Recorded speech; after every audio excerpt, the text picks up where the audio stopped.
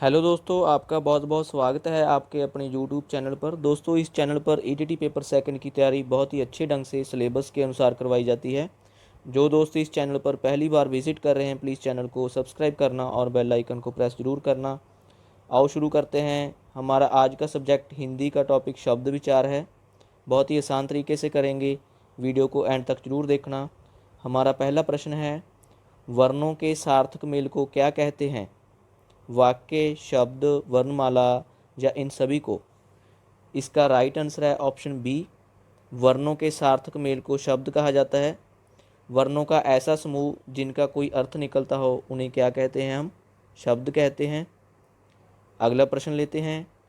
शब्द वाक्य में प्रयोग किए जाने पर क्या कहलाते हैं? जब शब्दों को हम वाक्यों में प्रयोग कर लेते हैं तब उनको क्या कहा जाता है? इसका जो राइट आंसर है वो है ऑप्शन सी, उनको पद कहा जाता है। शब्द वाक्य में प्रयोग किए जाने पर पद कहलाते हैं। नेक्स्ट प्रश्न लेते हैं। शब्दों के भेद विभिन्न आधारों पर किए जाते हैं, उन आधारों की गिनती कितनी है? इसका जो राइट आंसर है वो है ऑप्शन सी। शब्दों के भेद विभिन्न आधारों पर किए जाते हैं, उन आधारों की गिनती 4 है। 4 प्रकार के होते हैं वो आधार। कौन कौन से हैं? उत्पत्ति या स्रोत, रचना, अर्थ और प्रयोग। इस तरह इन चारों आधारों पर शब्दों के भेद या प्रकार बताए जाते हैं। अगला प्रश्न देखते हैं। उत्पत्ति या स्रोत के आधार पर शब्द कितनी प्रकार के होते हैं? 2, 4, 3 या 5? इसका जो सही उत्तर है वो है ऑप्शन डी,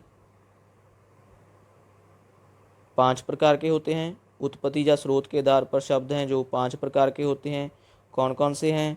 तत्सम शब्द, तद्भव शब्द, देशज शब्द, विदेशी शब्द और संकर शब्द। नेक्स्ट देखते हैं। वो संस्कृत शब्द जिनका प्रयोग ज्यों का त्यों हिंदी में किया जाता है उन्हें क्या कहते हैं? इसका जो राइट आंसर है वो है ऑप्शन बी, उनको तत्सम शब्द बोला जाता है। वे शब्द जिनका प्रयोग ज्यों का त्यों हिंदी में किया जाता है उनको हम तत्सम शब्द बोलते हैं। वो संस्कृत के शब्द हैं, उनमें हमने कोई बदलाव नहीं किया, वैसे ही वो हिंदी में प्रयोग होते हैं, जैसे कि कार्य, कर्म, जल।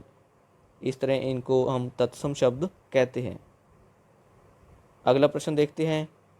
2 भाषाओं के मेल से बनने वाले शब्द क्या कहलाते हैं? संकर शब्द, देशज शब्द, विदेशी शब्द या फिर तद्भव शब्द? इसका सही उत्तर है ऑप्शन ए, इन्हें संकर शब्द कहा जाता है। 2 भाषाओं के मेल से बनने वाले शब्दों को संकर शब्द कहते हैं, जैसे कि हिंदी का शब्द हवा और फारसी का शब्द दार है। इन दोनों शब्दों को मिलाकर जो शब्द बना हवादार, इसको हम संकर शब्द कहेंगे। इस तरह 2 भाषाओं के मेल से बनने वाले शब्द संकर शब्द कहलाते हैं। अगला प्रश्न देखते हैं। ऐसे शब्द जिनका विकास हिंदी में हुआ है वे किसी भाषा से नहीं लिए गए उन्हें क्या कहते हैं? इसका जो राइट आंसर है वो है ऑप्शन सी, देशज शब्द। इनको देशज शब्द बोला जाता है। ऐसे शब्द जिनका विकास हिंदी में हुआ है वे किसी भाषा से नहीं लिए गए उनको हम देशज शब्द बोलते हैं, जैसे कि रोटी, पानी, थैला आदि। नेक्स्ट प्रश्न देखते हैं। भाषा के विकास के नियमों के कारण जिन तत्सम शब्दों का रूप बदल गया है उन्हें क्या कहते हैं? संकर शब्द, तत्सम शब्द, तद्भव शब्द या फिर विदेशी शब्द? इसका जो राइट आंसर है वो है ऑप्शन सी, उनको हम तद्भव शब्द बोलते हैं। भाषा के विकास के नियमों के कारण जिन तत्सम शब्दों का रूप बदल गया है उन्हें हम तद्भव शब्द बोलते हैं, जैसे कि अंधकार को हिंदी में अब अंधेरा कहा जाने लगा है, जैसे अग्नि को आग, रात्रि को रात। इस तरह के जो शब्द होते हैं उनको हम तद्भव शब्द बोलते हैं। दोस्तों, अगर वीडियो अच्छी लग रही हो प्लीज़ इसको लाइक और शेयर ज़रूर करना। अगला प्रश्न देखते हैं। रचना के आधार पर शब्द कितने प्रकार के होते हैं? 2, 3, 4, 5? इसका जो राइट आंसर है वो है ऑप्शन बी, 3 प्रकार के होते हैं। रचना के आधार पर शब्द हैं जो 3 प्रकार के होते हैं, रूढ़ शब्द, यौगिक शब्द और योगरूढ़ शब्द। नेक्स्ट क्वेश्चन लेते हैं। दो या अधिक शब्दों के मेल से बने शब्द क्या कहलाते हैं? रूढ़ शब्द, योग रूढ़ शब्द, यौगिक शब्द या फिर उपरोक्त सभी? इसका सही उत्तर है ऑप्शन सी, उनको हम यौगिक शब्द कहते हैं। दो या अधिक शब्दों के मेल से बने शब्द यौगिक शब्द कहलाते हैं। जैसे दो शब्द जन्म और दिन, इनको मिलाकर जन्मदिन शब्द है जो बना है, ये एक यौगिक शब्द है। ऐसे ही प्रधान और मंत्री का जो शब्द प्रधानमंत्री बना है, इसको हम यौगिक शब्द कहेंगे। अगला प्रश्न लेते हैं। जो शब्द प्रयोग होते होते किसी वस्तु विशेष के लिए निश्चित हो गए हैं, उन्हें क्या कहते हैं? इसका सही उत्तर है ऑप्शन ए, इन्हें रूढ़ शब्द कहा जाता है। जो शब्द प्रयोग होते होते किसी वस्तु विशेष के लिए निश्चित हो गए हैं, उन्हें रूढ़ शब्द कहते हैं। जैसे रोटी, घर, पानी आदि। अगला प्रश्न देखते हैं। जो शब्द दो या अधिक शब्दों से बनते हैं और किसी विशेष अर्थ को प्रकट करते हैं, उन्हें क्या कहा जाता है? वेरी इंपॉर्टेंट है। ऑप्शंस हैं रूढ़ शब्द, यौगिक शब्द, योग रूढ़ शब्द या फिर इनमें से कोई नहीं। इसका सही उत्तर है ऑप्शन सी, उनको हम योग रूढ़ शब्द कहते हैं। जो शब्द दो या अधिक शब्दों से बनते हैं और किसी विशेष अर्थ को प्रकट करते हैं, उन्हें हम योग शब्द, योग रूढ़ शब्द कहते हैं। जैसे एक दंत दो शब्दों को मिलाकर बना है ये योग रूढ़ शब्द, जिसका अर्थ गणेश होता है। पवन पुत्र, इसका अर्थ हनुमान जी। अगला है शाखा मृग, जिसका अर्थ बंदर होता है। ये दो शब्दों को मिलाकर बना है योग रूढ़ शब्द हैं, शाखा और मृग। इस तरह योग रूढ़ शब्द वो शब्द होते हैं जो दो शब्दों के मेल से बनते हैं और विशेष अर्थ को प्रकट करते हैं। अगला प्रश्न देखते हैं। अर्थ के आधार पर शब्द के कितने प्रकार हैं? इसका जो सही उत्तर है वो है ऑप्शन डी, 4 प्रकार हैं। अर्थ के आधार पर शब्दों के 4 प्रकार होते हैं। एक अर्थी शब्द, अनेक अर्थी शब्द, पर्यायवाची शब्द और विलोम शब्द। एक अर्थी शब्द वो शब्द होते हैं जिनका एक अर्थ हो। अनेक अर्थी शब्द जिनके एक से ज़्यादा अर्थ निकलते हो। पर्यायवाची शब्द जिनको हम समान अर्थ शब्द भी बोलते हैं, जिनका जो अर्थ है वो मिलता जुलता हो। विलोम शब्द हैं, उनको हम ऑपोजिट जैसे विपरीत शब्द होते हैं वो होते हैं। इस तरह अर्थ के आधार पर शब्दों के जो प्रकार हैं वो 4 होते हैं।